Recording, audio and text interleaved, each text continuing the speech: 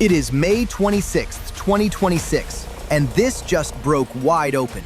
While Iran's top negotiators were sitting at a table in Doha, Qatar, hammering out what was supposed to be a historic peace deal with the United States, American fighter jets were simultaneously blowing up Iranian missile sites and sinking Iranian boats in the Strait of Hormuz. Overseas news we've been leading with this morning. The United States military saying it has conducted defensive strikes in Iran, targeting missile launch sites, among other places.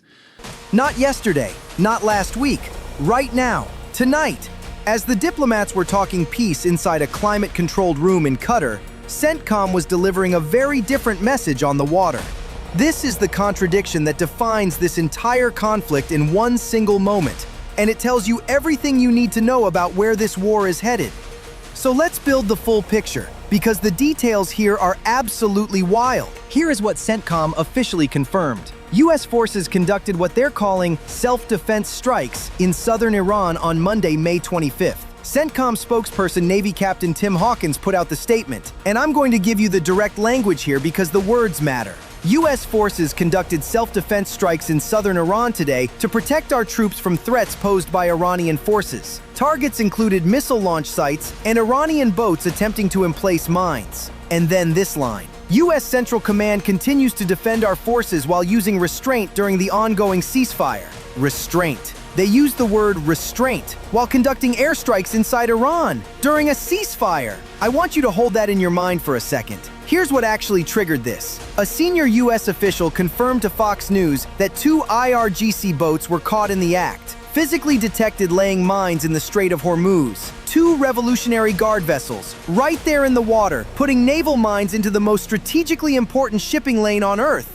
Then, a surface-to-air missile site in Bandar Abbas, Iran's primary naval base city right on the strait, reportedly locked onto American warplanes. CENTCOM struck it and destroyed it too. Explosions were then reported across 3 Iranian cities simultaneously: Bandar Abbas, Sirik, and Jask, all of them sitting along the northern edge of the Strait of Hormuz. Iranian media confirmed the blasts. Markets, which had been rallying all day on optimism coming out of Doha, reversed fast. The senior U.S. official then told reporters the strikes were over for now. 2 additional sources confirmed to Fox News. The ceasefire is technically still in place. This was not a resumption of full-scale war. But here's the thing. The ceasefire has been technically in place since April 8th, and both sides have been poking at it ever since. Let's not kid ourselves about what this is. Sun Tzu said, "Know your enemy." If Iran successfully reseeds that waterway with naval mines, the global economy goes into immediate cardiac arrest. Oil prices spike past $100 a barrel overnight. That is Iran's nuclear weapon, as the IRGC themselves have publicly called it.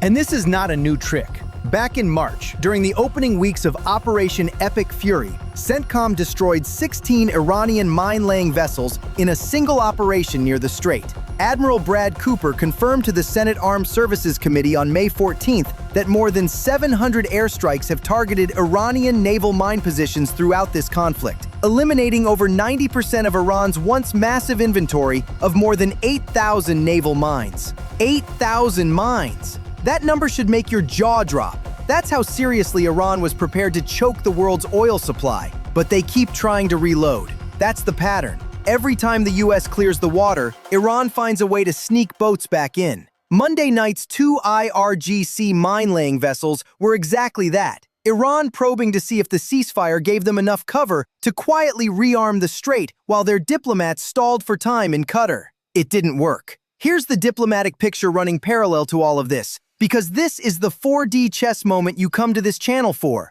Iran's negotiating delegation was literally in Qatar as the bombs dropped. Their central bank governor was part of the delegation, which tells you something important. When a country brings its central banker to a war negotiation, they're talking about unfreezing assets. They're talking about money. Iran needs sanctions relief desperately. Pakistan's army chief and prime minister were in Beijing on the same day, coordinating with China and relaying terms through their back channel. Qatar officials had held talks directly in Tehran earlier in the week. The diplomatic web is enormous, and on Saturday, President Trump declared that an agreement with Iran was largely negotiated and would be announced shortly. Then Monday, while CENTCOM was striking Bandar Abbas, Trump posted on Truth Social again, this time about Iran's enriched uranium stockpile. He called it nuclear dust and laid out two options. Iran hands the material over to the United States for destruction, or it gets destroyed in coordination with Iran and an international atomic oversight body. Those two options. No third option. Trump simultaneously said negotiations were proceeding nicely. Secretary of State Marco Rubio told reporters there was a pretty solid thing on the table, Iran opening the strait, followed by 30 to 60 days of serious nuclear negotiations. But he ended with the hardest line. If the talks fail, the US will find another way. We all know what that means. Let's be blunt about what Iran is doing, because this is a pattern this channel has been tracking for weeks. During the ceasefire, Iran hit the Baraka nuclear power plant in UAE. They seized a Chinese-linked floating weapons cache 38 miles off the UAE coast. They've lobbed drones at Gulf partners repeatedly. And now, the moment their delegation sits down in Doha, two IRGC boats sneak into the strait to lay mines. These are not coincidences. This is deliberate. This is Iran's negotiating doctrine. Maximize military pressure while talking peace. Force the other side to either make concessions or escalate. The problem for Tehran is that the other side this time isn't blinking, and the cost-benefit math has shifted completely against them. CENTCOM has already destroyed 161 Iranian naval vessels. Their defense industrial base is 90% degraded. Admiral Cooper told Congress Iran's navy can no longer project into the Gulf of Oman or the Indian Ocean. Their drone inventory has been systematically dismantled from the air. And the Lucas, America's own $35,000 kamikaze drone, reverse-engineered from Iran's Shahed 136, is sitting ready in theater with Task Force Scorpion Strike, waiting for the order.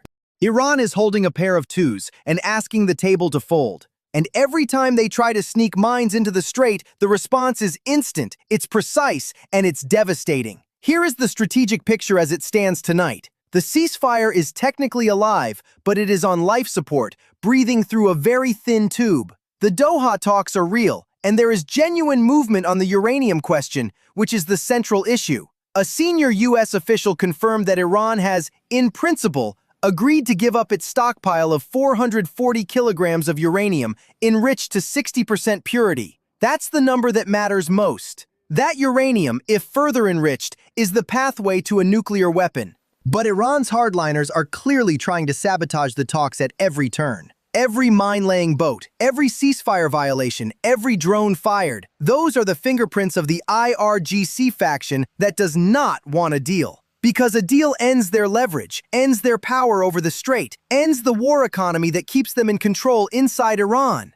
The question is whether the diplomatic faction in Doha can move faster than the IRGC provocateurs on the water, and whether Trump lets this stay in the restraint lane or picks up the phone and authorizes something much bigger. Energy Secretary Chris Wright already said it. If no negotiated path appears, the U.S. goes back to the military method. The A-10 Warthogs are on the ramp. The Lucas drones are loaded. The RC-135 rivet joints are painting the targeting picture from 40,000 feet right now. The E-2D Hawkeye on the carrier deck is tracking 2,000 simultaneous targets. Iran's diplomats are in Qatar. Iran's mines are in the water. And the United States just answered one of those things in the most direct language possible. What do you think happens next? The comments are open. Drop your take.